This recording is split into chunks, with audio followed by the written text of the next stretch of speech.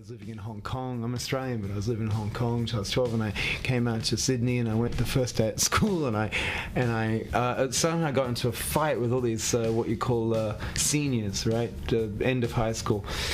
A bunch of these guys, and I'm standing there, whoa, this is spinning out. And then Andrew came along, who wisely, I must add, made friends with the only 6'7" first former in Australia. Yes, I choose my friends wisely. And they helped me out of this fight, and that's how we met. Andrew Farriss. You know, most of our getting together had nothing to do with music. Like it was to do with violence. No, it was exactly. We met like that, and then I met Gary from an ad in the paper. Said he wanted to play bass, and I said, "You got a car?" And he said, "Yeah." I said, "You're on." 17. It was the day after I left school, the same day I left home. Jumped in a big red truck with Kirk and drove 4 days to Perth. I only just met Kirk. That was pretty strange. The guy was so weird. He had little Tupperware containers with chopped, perfectly sliced vegetables in them, and a wok. And in the middle of the desert, he pulled out a wok and started cooking Chinese food around 2 in the morning. Kangaroo is looking on. I suppose maybe what's Australian about Australian bands is a certain sense of humour about it all. I don't know, there's some weird attitude there that it's hard to pick. I don't think people get into bands in Australia for the same reasons they get into them around the rest of the world. It seems that in Australia people get into music because they just love music, and they don't. It's all function, not form. You know, they don't get into wear flashy clothes or because they think more girls are going to hang around or they're going to be able to drive sports cars or something. You couldn't do that. If you do that in the pubs in Australia, you'd never be able to get on stage. It's different. I will chink my glass to Australia's future, but not so much to its past. Michael Hutchence. I think, typical Western exuberance to colonise and to grow and to knock things down and build things up. We set an entire culture underneath the carpet for 200 years. And a very special, delicate, beautiful culture. And I think the best thing about the bicentenary is that all these issues have been raised and something is going to be done about it, at least to help Aboriginals retain what they have, because it's just been decimated, their culture. There's a very factionalised culture. They have, even in Sydney Harbour, when they arrived in Sydney Harbour on the first ships, it goes back a long way, all these problems. Kangaroo means go away. It actually means go away. And the Aboriginals were shouting, "Kangaroo, kangaroo, kangaroo," to these ships, and there's a little British officer on the boat going, "Oh, I see. It must be those funny animals in the background, kangaroos." And so it wasn't a good start. INXS are probably one of the last Australian pub groups, one of the few. There's only a handful left because it's changed quite a lot. Tim and I are probably more like brothers than he is with his other brothers, I tell you. Isn't that remarkable? Yeah. Don't you find that to be fascinating? It's great. Well, it's kind of like we grew up together, everyone. So. Yeah, in the band. Yeah. I mean, and the three brothers are very much individuals. They're very different people from each other. And, it's like we're all brothers now. We've been together for 10 years as friends, and it's like 6-7 years as a band. So it would be a normal tendency. Really, in the first year we got over that hurdle because we lived together. Our garage was like where we all used to meet and get together and stuff because we had the biggest garage. That's where you had the biggest garage. That's where you had. So it always happened in our garage, Or my living room. This guy came to our show and he was saying, why don't you sound like you do live? Because I've heard all your records and you don't sound anything like you do live. And I really love the way it's sounding. We're going, oh, well, who's this? It's Chris Thomas. And we're going, who's Chris Thomas? Because this guy doesn't promote himself in any way, right? He's very quiet about what he's done. And anyway, he followed us around. He saw us in Tokyo. He saw us in Rome or something, and States here and there in Australia, and he followed us to a lot of shows. And he was obviously who's this guy? He's very interested.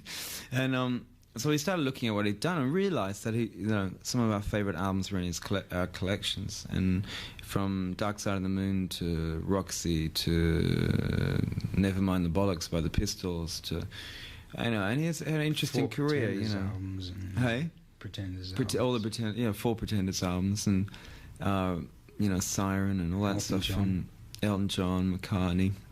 Some great stuff. I've heard of most of those. Yeah, you would have heard of that stuff. I've heard it. I think I might own an album or two. On one side, I'm surprised rock and roll's got away with it for as long as it has, because most other things are censored, But on the other side, if people start trying to tell me what to write, then I guess I'll just have to put up with being censored. You know, if they're going to censor me, I'm certainly not going to change anything. And I really think it's semantics. You know, you can't stop music getting to people. People should have a little more sense of irony and humour about all of this, especially heavy metal, which is the funniest stuff on earth. I mean, you can't take it too seriously. Look at the real problems. Don't stop. This always happens when things start going wrong, someone has to get blamed, and it's pretty easy to start blaming rock and roll for stuff, but really it's a reflection on what's going wrong in society. Why are kids listening to records and not reading books? Why aren't they finding values for themselves? Why do they blow their heads off with shotguns? I don't know. You certainly can't blame it on a piece of music. There's a lot bigger problems they should be spending a lot more money and energy on, like giving somebody a good education to start with. It's one of the biggest problems I can see facing youth at the moment. They don't know how to read or write, let alone be influenced by some ridiculous concept of backwards messages about Satan. It's really hard to put in perspective while you're doing it, you know. I think it's taken me 2 years to sit down and go, that was good, and we did that, yeah, you know, all of us, you know, that's why we took some time off, really, to get away from it, understand what happened. But yeah, I mean, people have had bigger successes than us, but I suppose, you know, it's funny in a way because it came along so steadily in a way. I think it probably affected us, for sure. People always say, oh, it didn't affect you, you know, but I think it does. I think it affects you. In what ways? All kinds of ways. Ways that you don't realise, probably. And you really have to, you know, obviously keep your feet on the ground and not let your head explode. And I think it did a pretty good job of that. But it does change in ways that I think you have to realise that I don't know, it just adjusts your life a bit, and you know things aren't going to be the same. So you have to deal with that. You know, you have to say, you know, come to terms with that and just say, well, yeah, things aren't going to be the same, and you don't. I found myself not taking myself very seriously to deal with it. As we wrote songs over the 9 months that we did, we recorded them. Like, not just on a little cassette player, you know, this is kind of it, guys. We actually had a really good roll and going, and lyrics were finished, which is I deserve a medal for, thank you very much. And melodies and arrangements and things like that were all there. And so Bruce said, we said, what did you think of the demos to the band? And Bruce said, well, I don't know how to put this to the guys, but I think we've already sort of finished the album. And that's how it went. Join us for the rest of the story. On this record, I'm pretty proud of the amount of songs that deal with all kinds of different issues and, you know, things like that, and personal or otherwise. You know, I think there's quite a lot on there. There's quite a lot of depth for an INXS record, at least. Like Don't Lose Your Head? No, yeah, I suppose. No, It came more out of just a night that happened one night, but it's probably just venting spleen against a handful of people, I suppose. Not that I'm normally into such sort of vicious judgment, but couldn't stop this one from coming out. It took literally 30 seconds to write the whole lyric. It was just, I think Andrew watched me. I just went, he's like, "Ooh, smoke coming off that paper, Michael." I'm just a man. It's really just a pretty plaintive song directed at my family, but hopefully it's a universal kind of song like that.